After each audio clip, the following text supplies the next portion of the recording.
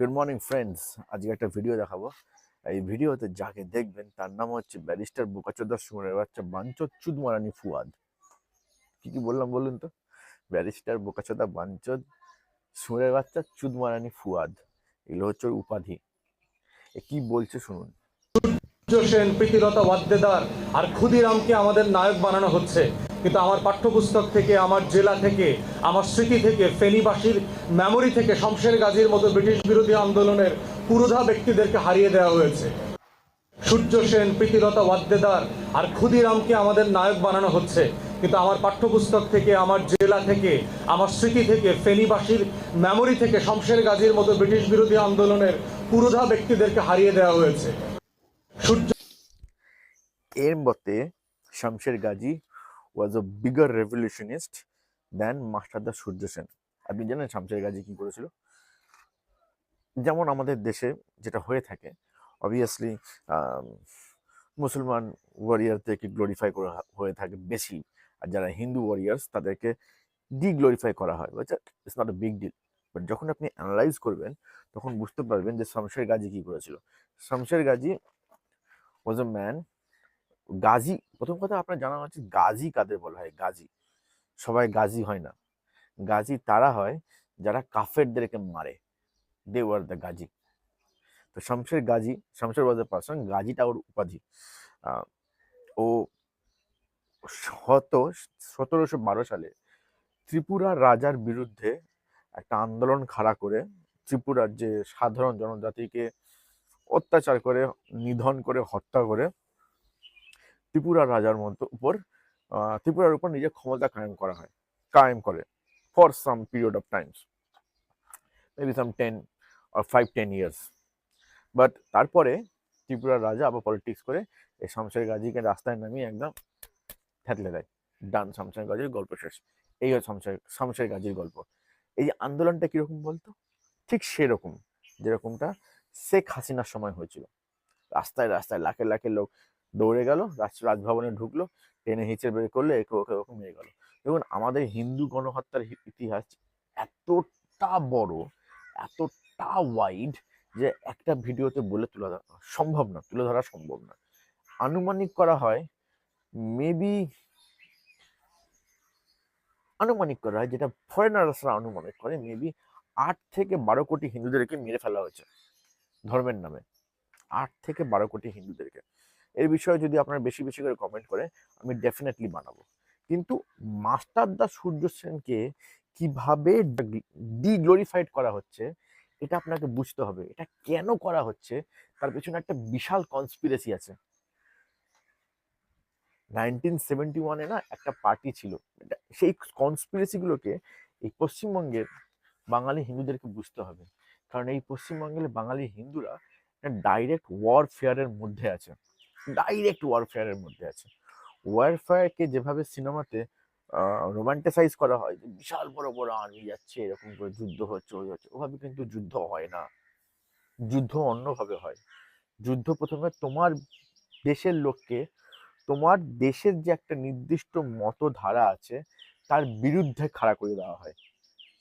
তারপরে ধীরে ধীরে ধীরে ধীরে সেই মতধারা, যেটা আমার দেশের মতধারাকে অপোজ করছে, সেটাকে ছড়ানোর জন্য ফান্ডিং করা হয়।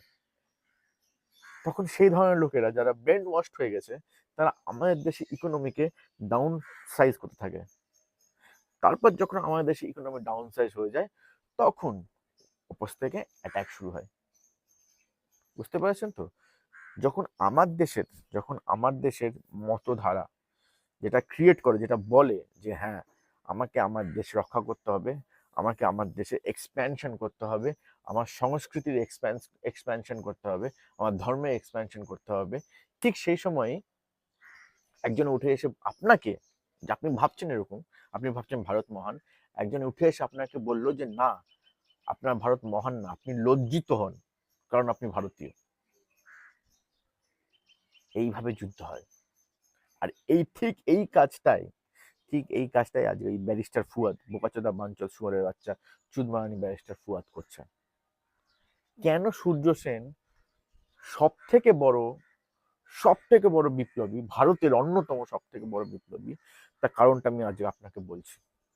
1930-তে মাত্র মাত্র 12 জন, অনলি 12, 1 আর 2 12, অনলি 12 জন বিপ্লবী একসঙ্গে জালালাবাদ হিলস মনে হয় ওইখানে 1000, I think thousands, maybe 2000 British অফিসারের সঙ্গে ডাইরেক্ট ফেস টু ফেস লড়াই করেছিল। ডাইরেক্ট। একটাও টিকতে পারেনি, একটা ব্রিটিশ অফিসার টিকতে পারেনি, ধরতে পারেনি ওদেরকে। এই রকম বড় ফাইটার ছিল ওরা, বুঝতে পারলেন? 12 জন, একদিকে 12 জন আর একদিকে 2000 ব্রিটিশ অফিসার। যখন ওই কি যেন শামশের গাজী যখন ত্রিপুরা রাজার বিরুদ্ধে যুদ্ধ ঘোষণা করে 1712 সালে, ঠিক আছে, তখন ব্রিটিশ এত সুপার পাওয়ার ছিল না, দে আর নট সুপার পাওয়ার। তখন মেশিন গান ডেভেলপ হয়নি।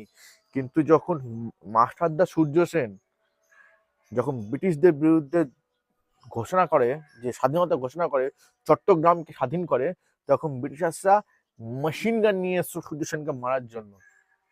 বুঝতে পারছেন তো? মেশিন গান 1 মিনিটে 6000 গুলি মারতে পারে, এইরকম জিনিস, ওটাকে মেশিন গান বলে। সেখানে মাস্টারদা সূর্য সেন লি এনফিল্ড রাইফেল দিয়ে পাহাড় থেকে এম করে করে মেরেছিল অন্ধকারে। মানে কিরকম করে মেরেছিল বুঝুন। ওখানে দেখছে ফ্ল্যাশ হচ্ছে, তাই তো, ফ্ল্যাশ হচ্ছে এরকম করে, এগুলো বলা উচিত না। বন্দুকের যখন ফ্ল্যাশ হচ্ছে তার থেকে 2 ইঞ্চ উপরে যদি আমি এম করে গুলি মারি, তো যে গুলি চালাচ্ছে তার মাথায় গুলি লাগবে। এই ফ্ল্যাশ দেখে এম করে সেখানে গুলি মেরেছিল মাস্টারদা সূর্য সেন। সেইভাবে ব্রিটিশারদের হারিয়েছিল। তখন করে নাইট ভিশন গগলস ছিল না। 12 জন আর একদিকে 2000, কার সঙ্গে লড়ছে? ওয়ার্ল্ডের সব থেকে পাওয়ারফুল সুপার পাওয়ারের এগেনস্টে মাত্র 12 জন। তাদের মধ্যে তাদের লিডার সূর্য সেন। কোথায় বাঞ্চোত সালা, কোন গাজী?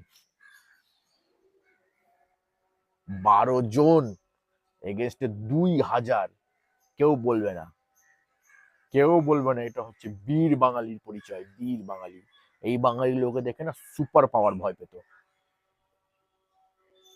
বলে না, এক বিহারি সপে ভারী, এক বিহারি সপে ভারী, এক সিখ 100 লাখ কে বরাবর। আর একটা বাঙালি এক একটা এম্পায়ারের বরাবর, ফুটিয়ে দিবে এম্পায়ার। একটা বাঙালি, বুঝতে পেরেছেন তো? বাংলাদেশের লোকেদের মধ্যে যদি দম থাকে তো দেখবি ভাই, एक सिख 100 लाख की बराबर, एक बिहारी 100 की बराबर, और एक बंगाली एक पूरा एम्पायर की बराबर। नाम बोलबो? नेताजी सुभाष चंद्र बसु। নেতাজি সুভাষ চন্দ্র বসু একা ব্রিটিশ এম্পায়ার, আমেরিকি এম্পায়ার হিলিয়ে দিয়েছিল। একা, একা, একটা বাঙালি। কোন কোন কলকাতার লোক এই ধরনের কথাবার্তা বলবে না। এই ধরনের কথাবার্তা কেবলমাত্র উত্তরবঙ্গের লোকেদের কাছ থেকে পাবেন শুনতে। এবার আপনি কনস্পিরেসিটা বুঝুন, কনস্পিরেসিটা বুঝুন আপনি, কারণ আপনাদের কনস্পিরেসিটা বোঝা খুব খুব খুব প্রয়োজনীয়। এই ব্যারিস্টার ফুয়াদের মতো লোকেরা, যারা আমেরিকার সিআইএ এর পাপেট, তারা কি করছে? তারা বাংলাদেশ থেকে আমাদের ভারতীয় কালচারকে ওয়াশ করে দিচ্ছে ধীরে ধীরে ধীরে ধীরে ধীরে। আজকে যত কলকাতার বুদ্ধিজীবী লোকেরা আছে, যত কলকাতার বুদ্ধিজীবী লোকেরা আছে, তাদের যদি পোঁদের দম থাকে, বাংলাদেশে একটা ফেনীতে গিয়ে কিংবা চট্টগ্রামে গিয়ে 1 কাঠা জায়গা কিনে দেখাক। চ্যালেঞ্জ করলাম। যত বিচি হিন্দুরা আছে, বুদ্ধিজীবী হিন্দুরা, বারবার বুদ্ধি বিচি আছে, যত বুদ্ধিজীবী হিন্দুরা আছে, তাদের বুদ্ধিমত্তা লাগিয়ে যাক বাংলাদেশে, নিয়ে 1 কাঠা একটা জমি কিনে দেখাক। 1 কাঠা চ্যালেঞ্জ করলাম। যে বল, ঠিক আছে ভাই, তোর কথা অনুযায়ী আমি দেখ চ্যালেঞ্জটা অ্যাকসেপ্ট করলাম, আমি বাংলাদেশে গিয়ে 1 কাঠা জমি কিনেছি। আর বাংলাদেশি লোকেরা খুশির সঙ্গে আমাকে দেখেছে, কারণ ওরা মনে করে যে এই জমিতে কোনো এককালে আমাদের অধিকার ছিল। এই পুরো সিস্টেমে যদি বাংলাদেশিরা নিজেদের প্ল্যানে কামিয়াব হয়ে যায়, সাকসেসফুল হয়ে যায়, এই পুরো সিস্টেমে, আপনি সেকুলার হন কি আপনি বাংলাদেশি মুসলমানদের মোচ্চাটা হিন্দু হন, আপনার কোনো স্থান নাই। কথাটা মাথায় রাখবেন, কিন্তু আপনাকে আপনার বাড়ির মেয়ে সাপ্লাই করতে হবে ওদেরকে। এই জন্যই অখণ্ড ভারত বানানো প্রয়োজন। এই কারণে অখণ্ড ভারত বানানো খুবই খুবই খুবই প্রয়োজন। এই জন্যই এলাকা মাটি দখল করা খুব প্রয়োজন। কাদের মাটি জানেন তো? বাংলাদেশের মাটি। কারণ ওই মাটিটাতে আপনার অধিকার আছে। কারণ ওই মাটিটাতে মাস্টারদা সূর্য সেন আর সেই সমস্ত বিপ্লবীদের অধিকার আছে যারা স্বপ্ন দেখেছিল অখণ্ড ভারতের। ওরা লড়েছে ব্রিটিশদের সাথে, 12 জন লড়েছে 2000 লোকের সঙ্গে। এইরকম বাঞ্চোত শুঁড়ে বাচ্চা পাকিস্তান হওয়ার জন্য লড়েনি, ওদের স্যাক্রিফাইসটা পাকিস্তান হওয়ার জন্য হয়নি। ওরা স্যাক্রিফাইস করেছিল অখণ্ড ভারত বানানোর জন্য, মাস্টারদা সূর্য সেন। তো অখণ্ড ভারতই বানাতে হবে, চট্টগ্রামকে অখণ্ড ভারতের সঙ্গে জুড়তে হবে, আর সেখানে ভারতীয় কালচার রিপ্রিভেল্ড হবে। পুরো চট্টগ্রাম জুড়ে কেবল আর কেবলমাত্র দুর্গাপুজো হবে, কালী পুজো হবে, গণেশ পুজো হবে ধুমধাম করে।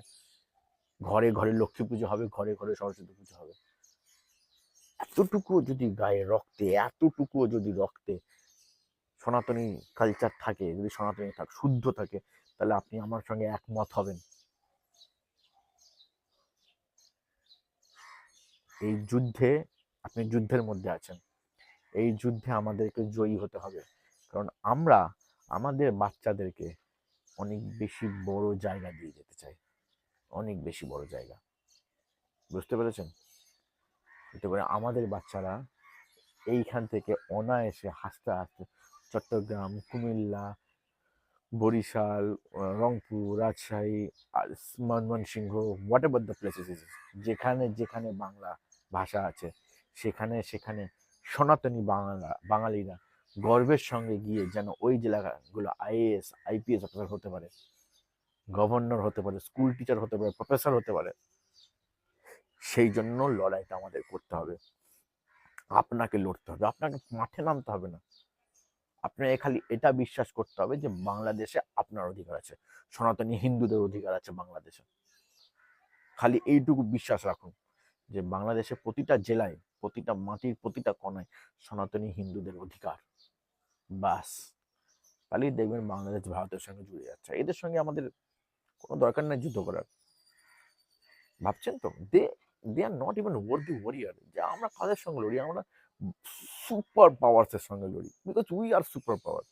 এগুলো 2 মিনিটে ফুস, বাংলাদেশিগুলো 2 মিনিটে ফুস হয়ে যাবে আমাদের কাছে। 2 মিনিটে, মানে এরা বর্ডারে আসবে, শেষ।